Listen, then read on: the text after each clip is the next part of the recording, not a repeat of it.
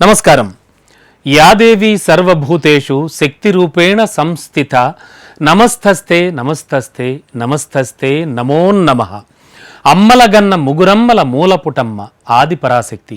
ఈ సృష్టికి మూలమైన శక్తి స్వరూపిణి జగజ్జనని. ఈ సృష్టిని కాపాడేందుకు, నమ్ముకున్న భక్తులను అనుగ్రహించేందుకు ఈ భువిపై ఎన్నెన్నో రూపాల్లో వెలిసి తన మహిమల్ని చాటింది.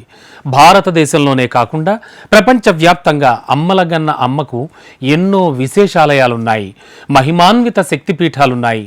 తెలుగు నేలపై 2 రాష్ట్రాల్లోనూ ఎన్నో విశిష్ట క్షేత్రాలు ఉన్నాయి. అలాంటి శక్తి స్వరూపిణి మహిమగల క్షేత్రాన్ని ఇప్పుడు ఇవాల్టి దివ్యధామంలో వీక్షిద్దాం.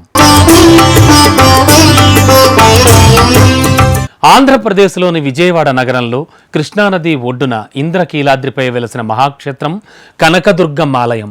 శ్రీ దుర్గా మల్లేశ్వర స్వామి వార్ల దేవస్థానంగా గుర్తింపు పొందిన దుర్గా భవానీ ఆలయం నిత్యం భక్తులతో కిటకిటలాడుతూ ఉంటుంది. స్వయంభువుగా వెలసిన కనకదుర్గమ్మ ఆలయానికి ఎంతో విశిష్టమైన చరిత్ర ఉంది.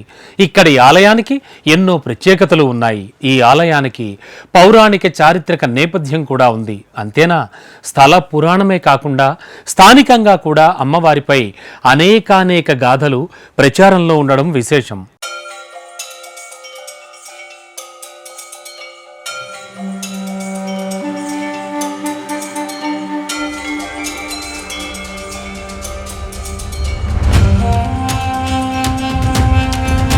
ఓం సర్వమంగళ మాంగళ్యే శివే సర్వార్థ సాధికే శరణ్యే త్రయంబకే గౌరీ నారాయణీ నమోస్తుతే. సర్వశక్తిమంతమైన అమ్మను శరణు వేడితే భక్తులకు అభయమిస్తుంది, అండగా నిలుస్తుంది. విజయవాడ కనకదుర్గమ్మ ఆలయంలోకి అడుగుపెట్టగానే కనిపించే అద్భుత రూపం చూసి భక్తులు తన్మయత్వంలోకి వెళ్తారు. ఆలయంలో కనకదుర్గమ్మ విగ్రహం సుమారు 4 అడుగుల ఎత్తులో కళ్ళు మిరుమిట్లు గొలిపే ఆభరణాలు, పూలతో అలంకరించి సర్వశక్తిమంతంగా దర్శనమిస్తుంటుంది. అమ్మవారి మూలమూర్తి 8 చేతులతో కనిపిస్తూ ఒక్కో చేతిలో ఒక్కో ఆయుధాన్ని ధరించి ఉంటుంది. త్రిశూలంతో మహిషాసురుని గుండెలో పొడుస్తున్న భంగిమలో అమ్మవారు భక్తులకు ధైర్యమిస్తున్నట్లు కనిపిస్తుంది.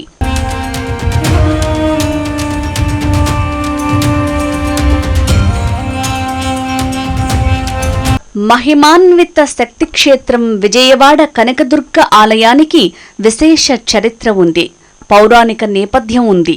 కృతయుగానికి పూర్వం కీలుడు అనే యక్షుడు అమ్మవారిని గురించి తపస్సు చేసి ప్రత్యక్షం చేసుకుని ఆమెను తన హృదయస్థానంలో నిలిచి ఉండమని కోరాడు. అమ్మవారు కీలుని పర్వతంగా నిలబడమని, కృతయుగంలో రాక్షస సంహారం చేసిన తర్వాత తాను ఆ పర్వతం మీద నిలిచి ఉంటానని మాటిచ్చింది. కీలుడు కీలాద్రిగా మారి అమ్మవారి కొరకు ఎదురుచూస్తూ ఉన్నాడు. అమ్మవారిని సేవించుకోవటానికి ఇంద్రాది దేవతలు ఇక్కడికి తరచూ రావటం వల్ల కీలాద్రి ఇంద్రకీలాద్రిగా మారింది. ఇక్కడ వెలిసిన మహిషాసుర మర్ధిని ఆమె కనకవర్ణంతో వెలుగుతున్న కారణంగా కనకదుర్గ అయ్యింది. ఇక్కడ అర్జునుడు శివుడి కొరకు తపస్సు చేసి శివుడి నుంచి పాశుపతాస్త్రాన్ని పొందాడు. విజయాలు పొందిన అర్జునుడిని విజయుడు అంటారు కాబట్టి అలా ఈ ప్రాంతం విజయవాడ అయింది. శ్రీ దుర్గా మల్లేశ్వర స్వామి వారి దేవస్థానం కృష్ణానది ఒడ్డునే ఉన్న ఇంద్రకీలాద్రి పర్వతంపై వెలసింది. ఇక్కడ దుర్గాదేవి స్వయంభువుగా వెలిసిందని క్షేత్ర పురాణం స్పష్టం చేస్తోంది. ఆది శంకరాచార్యుల వారు తమ పర్యటనల్లో ఈ అమ్మవారిని దర్శించి ఇక్కడ శ్రీచక్ర ప్రతిష్ఠ చేయడం వల్ల ఈ క్షేత్రానికి విశేష ప్రాధాన్యం ఏర్పడింది. అంతేకాదు, ఆలయానికి విచ్చేసేవారు ఖచ్చితంగా దివ్యానుభూతికి లోనవుతారు. మహిమాన్వితమైన అమ్మ మహిమల్ని భక్తులతో ఎప్పుడో ఒకప్పుడు అనుభవించిన వారే. అంత పవిత్రమైన ఆలయం ఆంధ్రప్రదేశ్లో 2వ అతిపెద్ద దేవాలయంగా ప్రసిద్ధి పొందింది. ఈ ఆలయానికి ప్రతిరోజు వేల మంది దర్శనానికి వస్తూ ఉంటారు.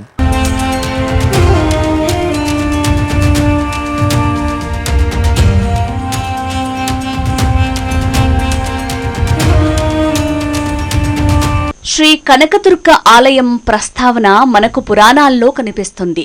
శివలీలలు, శక్తి మహిమలు మొదలైనవి ఆలయ ఆవరణలో అనేక చోట్ల మనం చూడొచ్చు. అమ్మవారి ఆలయంలో దసరా నవరాత్రి ఉత్సవాలు అంగరంగ వైభవంగా జరుగుతాయి. కనకదుర్గ ఆలయం అనగానే మనకు గుర్తుకు వచ్చేవి ఈ నవరాత్రి ఉత్సవాలే. ప్రతిరోజు కనకదుర్గమ్మ 9 అవతారాలతో దర్శనమిస్తుంది. అంతేకాదు, ప్రతిరోజు ఆ రోజుకి తగ్గట్లు విశేష అలంకరణలు ఉంటాయి. ఆ సమయంలో జరిగే ఆ వేడుకల్ని చూసేందుకు 2 కళ్ళు సరిపోవు.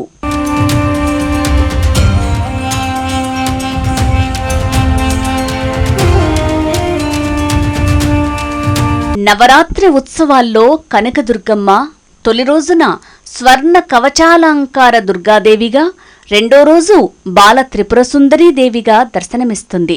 మూడో రోజున గాయత్రీదేవిగా, నాలుగో రోజున అన్నపూర్ణాదేవిగా, ఐదో రోజున లలితా త్రిపురసుందరీదేవిగా భక్తులకు అభయమిస్తుంది.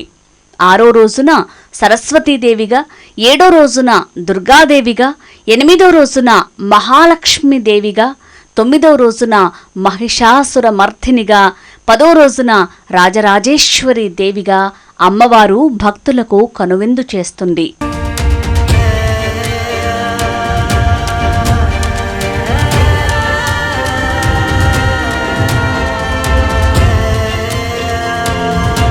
నవరాత్రి ఉత్సవాల్లో జరిగే సరస్వతి అమ్మవారిగా దర్శనమిచ్చే రోజును భక్తులు అమ్మను విశేషంగా పూజిస్తారు.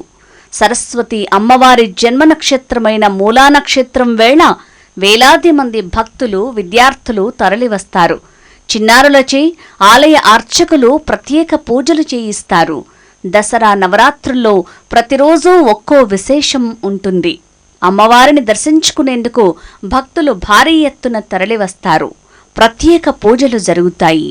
విజయదశమి వేడుకలు ఈ ఆలయంలో అంగరంగ వైభవంగా జరుగుతాయి. ఆ రోజున కృష్ణానదిలో తెప్పోత్సవాలను కూడా ఘనంగా నిర్వహిస్తారు. ఈ తెప్పోత్సవాలు చూడటానికి ఎంతో మనోహరంగా, ఆధ్యాత్మికంగా ఉంటాయి.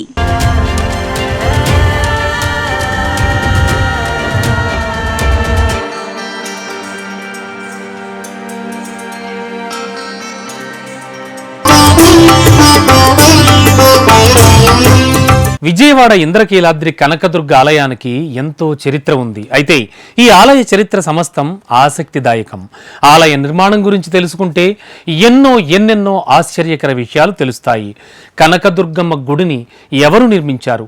ప్రస్తుతం కనిపిస్తోన్న ఆలయం వరకు ఎన్నిసార్లు ఎన్ని మార్పులు జరిగాయి?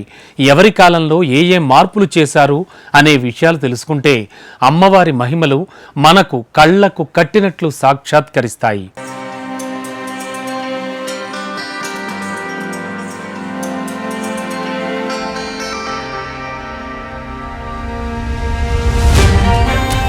కోరిన కోరికలు తీర్చే కనకదుర్గమ్మ భక్తులకు కొంగు బంగారంగా నిలుస్తుంది. దుర్గామాతను మహిషాసుర మర్ధిని అని కూడా అంటారు.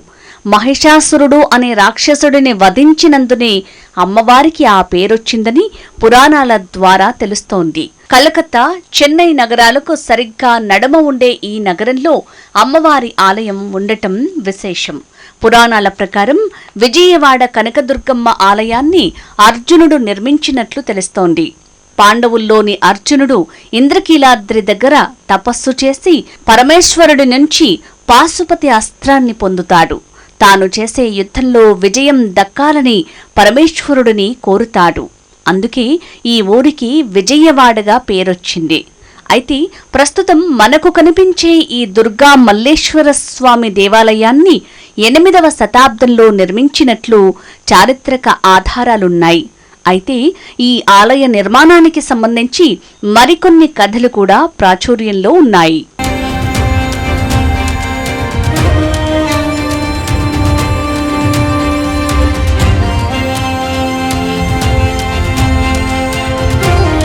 పూర్వకాలంలో విష్ణుకుండిన రాజైన బెజవాడ నగరాన్ని పాలించే మాధవవర్మ రాజు దంపతులకు పుత్రుడు జన్మిస్తాడు. తను కూడా తన తండ్రిలాగా నీతి, నిజాయితీ, ధర్మంగా ఉండటంతో అందరూ తనను ఇష్టపడేవారు. అయితే ఓ రోజు రాకుమారుడు పెంకి గుర్రంతో కూడిన రథంతో బయలుదేరుతాడు. అది చాలా పొగరుబోతు. దీంతో రాజభటులు వీధుల్లో హెచ్చరికలు చేస్తూ పరుగులు తీశారు. అయితే అప్పుడే అక్కడున్న బాలుడు ఆటల్లో మునిగిపోవడంతో తనకు వారి మాటలు వినిపించలేదు. మరోవైపు ఇష్టారాజ్యంగా వెళ్తున్న గుర్రపు రథాన్ని అదుపు చెయ్యటానికి రాకుమారుడు ఎంత ప్రయత్నించినా తన వల్ల కావటం లేదు. ఆ సమయంలో ఓ బాలుడు రథచక్రం కింద పడి ప్రాణాలు కోల్పోయాడు. ఆ బాలుడి తల్లి తన భుజాలపై తనను మోసుకొచ్చి, రాజులు భోగభాగ్యాలను అనుభవించొచ్చు కాని ఇలా మనుషుల ప్రాణాలు తీయకూడదని, తనకు న్యాయం చెయ్యాలని రోధించింది. అప్పుడు మాధవవర్మ ఈ నేరానికి తగిన శిక్ష ఏంటో చెప్పాలని న్యాయాధికారులను కోరుతాడు. వారంతా చాలాసేపు చర్చించి మరణశిక్ష విధించాలి అని చెప్తారు. అయితే రాకుమారుడు కావాలని తప్పు చేయలేదు. తప్పించేందుకు ప్రయత్నించినా ఫలితం లేకుండా పోయింది. కాబట్టి శిక్షను తగ్గించొచ్చు అని చెప్తారు. అయితే రాజు మాధవవర్మ దానికి ఒప్పుకోలేదు. న్యాయం ఎవరికైనా సరిగ్గా ఉండాలి అంటూ మరణశిక్ష విధిస్తాడు. అయితే సింహాసనం దిగిన వెంటనే మాధవవర్మ ఓ తండ్రిగా బోరున విలపించాడు. అప్పటికే శిక్ష అమలు జరిగిపోయింది. సరిగ్గా అదే సమయంలో మాధవవర్మ ధర్మనిష్టకు సంతోషించిన బెజవాడ దుర్గమ్మ అటు మరణించిన బాలుడిని, ఇటు రాకుమారుడిని ఇద్దరిని బతికించటమే కాదు, అక్కడ కనకవర్షం కురిపించింది. అప్పటి నుంచి ఆ దేవి కనకదుర్గమ్మగా ప్రసిద్ధి చెందింది. ఈ కథ కూడా ప్రచారంలో ఉంది.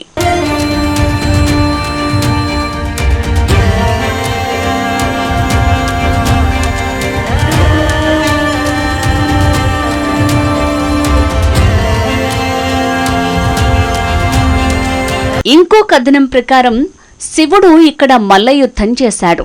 అందుకే ఇక్కడ శివయ్యను మల్లికార్జునుడిగా పిలుస్తున్నారని చారిత్రక కథనం వినిపిస్తోంది.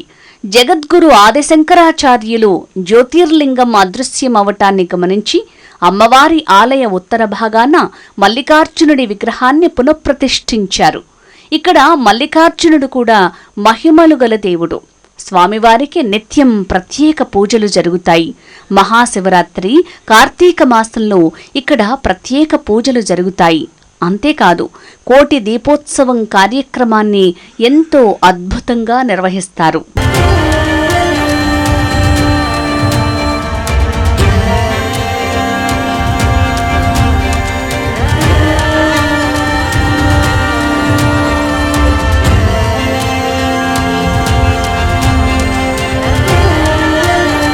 బెజవాడ కనకదుర్గమ్మ ఆలయంలో విశేష పూజలు జరుగుతాయి.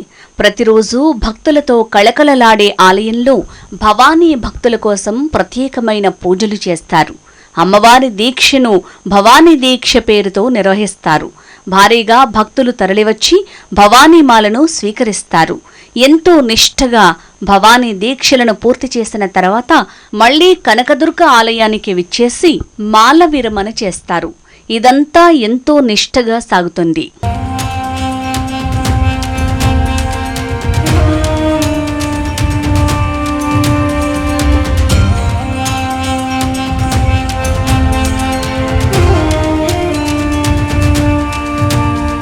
ఓం పద్మప్రియే పద్మిని పద్మహస్తే పద్మాలయే పద్మదలాయతాక్షి విశ్వప్రియే విష్ణు మనోకులే తత్పాద పద్మమ్మయి సన్నిధస్త్వ. విజయవాడ దుర్గమ్మను భక్తులు ప్రతి సందర్భంలోనూ పూజిస్తారు. కష్టమైన సుఖమైన అమ్మతో పంచుకుంటారు. ఆషాఢమాసంలో అమ్మవారికి ప్రత్యేక పూజలు చేస్తారు. సారె సమర్పించి అమ్మకు ప్రత్యేక పూజలు చేస్తారు. అదేవిధంగా అమ్మవారి ఆలయంలో ప్రతి సందర్భంలోనూ విశేష పూజలు కొనసాగుతాయి. ఆషాఢమాసంలో అమ్మవారిని శాకాంబరిగా అలంకరిస్తారు. వివిధ రకాల పళ్ళు పూలతో అమ్మవారిని శాకాంబరిగా అలంకరించి అమ్మకు పూజలు జరుగుతాయి. కొత్తగా అమ్మవారి ఆలయంలో వారాహి పూజల్ని కూడా నిర్వహిస్తున్నారు.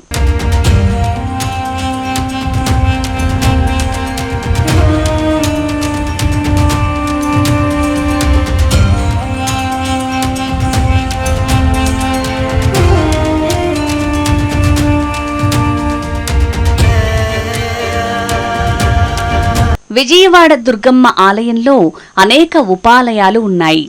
గణపతి ఆలయం, సుబ్రహ్మణ్య స్వామి ఆలయం, నటరాజస్వామి ఆలయం లాంటి అనేక ఉపాలయాలు ఉన్నాయి. ప్రత్యేక దినాలలో గణపతికి, సుబ్రహ్మణ్య స్వామికి ప్రత్యేక పూజలు, కళ్యాణాలు, అభిషేకాలు జరుగుతాయి. కనకదుర్గ అమ్మవారికి విశేష కుంకుమార్చన, నవావరణ పూజలు క్రమం తప్పకుండా నిర్వహిస్తారు. ఆదిత్యునికి సూర్యారాధన కార్యక్రమాన్ని కూడా ప్రతి ఆదివారం నిర్వహిస్తారు.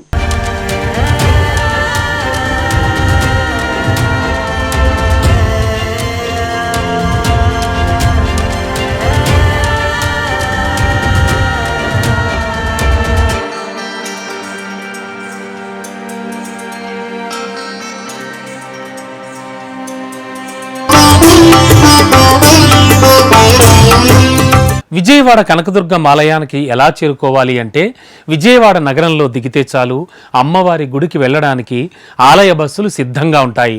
బస్టాండ్ నుంచి కేవలం 2 కిలోమీటర్ల దూరంలో ఆలయం ఉంటుంది. అమ్మవారి ఆలయానికి అనేక బస్సులు వెళతాయి. అలాగే రైల్వే స్టేషన్ నుంచి కూడా 3 కిలోమీటర్లు మించి దూరం ఉండదు. ఇలా సులభంగా ఆలయానికి చేరుకోవచ్చు. అంతేకాదు ప్రైవేట్ వాహన సదుపాయం కూడా చాలా ఎక్కువగానే ఉంటుంది అమ్మవారి ఆలయానికి చేరుకోవడానికి.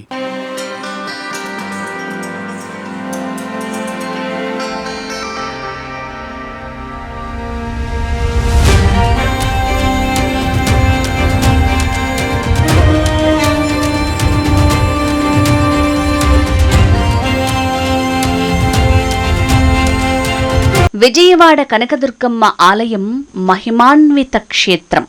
ఈ క్షేత్రం నిరంతరం అభివృద్ధి చెందుతూనే ఉంది. ప్రభుత్వాలు మారినా ఆలయ ప్రాభవం పెరుగుతుందే తప్ప తగ్గటం. నిత్యం విఐపీల దర్శనంతో ఆలయం కిటకిటలాడుతూ ఉంటుంది. అయినా సాధారణ భక్తులకు ప్రత్యేక ప్రాధాన్యం ఇస్తుంటారు. నిత్యాన్నదాన సత్రం ఉంటుంది. భక్తులు అమ్మవారి ప్రసాదాన్ని స్వీకరించొచ్చు. మధ్యాహ్నం, రాత్రి అమ్మవారి ప్రసాదం అన్నదాన సత్రంలో లభిస్తుంది. ఎంతో నియమనిష్టలతో కూడిన ఈ ప్రసాదం స్వీకరిస్తే అమ్మ అనుగ్రహం లభించినట్లుగానే భక్తులు భావిస్తారు. అమ్మవారి లడ్డూ, పులిహోర ప్రసాదాలను కూడా విక్రయిస్తారు. వాటిని కూడా భక్తులు ఇళ్లకు తీసుకువెళ్లొచ్చు. అలాగే ఆలయం చుట్టూ ఉన్న ప్రకృతి అందాలను తిలకించవచ్చు. ఆలయం దిగువనే కృష్ణాతీరం ఉంటుంది. ఇక్కడ స్నానాలు ఆచరించొచ్చు. ఆలయ పరిసరాల్లోనే గోశాల కూడా ఉండటం విశేషం.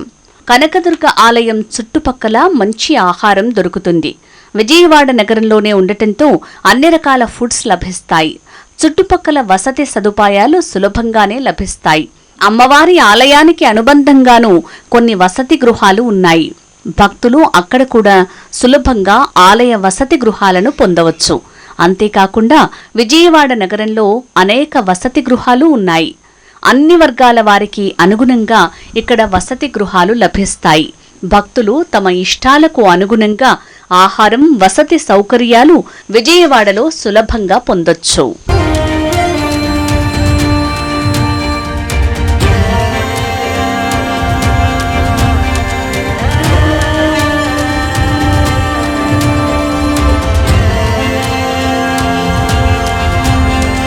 చూసారుగా మహిమాన్విత విజయవాడ కనకదుర్గమ్మ వారి ఆలయాన్ని. మరో విశిష్ట ఆలయంతో దివ్యధామం కార్యక్రమంలో మళ్ళీ కలుద్దాం. అంతవరకు సెలవు. నమస్కారం.